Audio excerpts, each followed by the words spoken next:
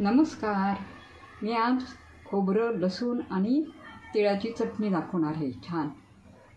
तर आता आपण सुरुवात करूया. हे तीळ घेतले, हे खोबरं, हे तिखट, हा लसूण, हे गोड आणि मीठ. आता तीळ आणि खोबरं भाजून घ्यायचे फक्त. आता तीळ भाजायला टाकते. गॅस ऑन केलेला आहे, जरा मोठं करू, छान खमंग भाजू. आता हे छान खमंग भाजलेलं आहे, काढून घेऊ.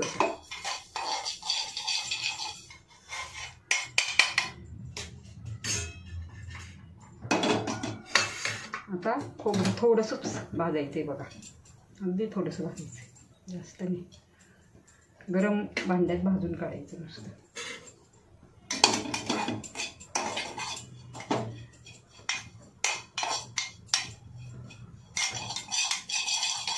बस बघा कसं भाजले छान. एवढंच भाजायचं, जास्त पण नाही.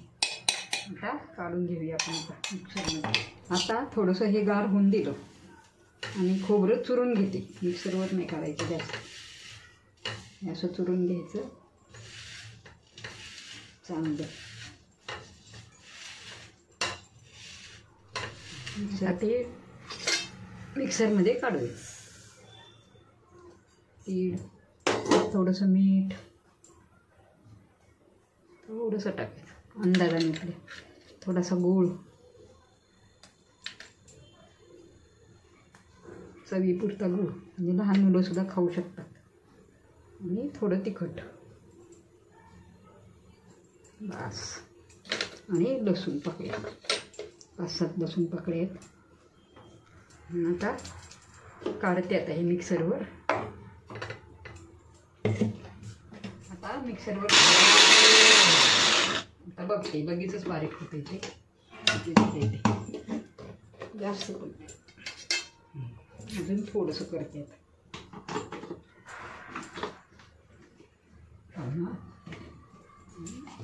थोडी खोबरं चवीला टाकू, चव लागेल.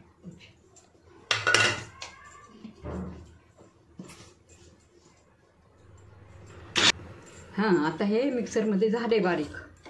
आता काढून घेते भांड्यात आणि मिक्स करते चांगलं.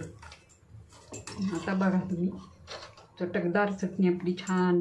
वरण भात, मुगाची खिचडी याच्याबरोबर छान लागते. कधीतरी डब्यात द्यायला लहान मुलंसुद्धा तोंडी लावतील. आता ही ओतून आता हे राहिलेले खोबरे आहेत मिक्स करते. बघा कशी छान खमंग चटणी आपली तयार झाली.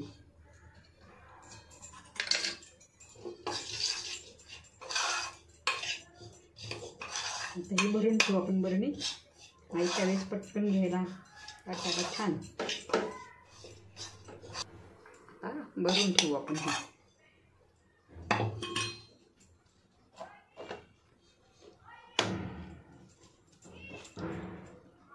आजची चटणी कशी काय वाटली तुम्हाला?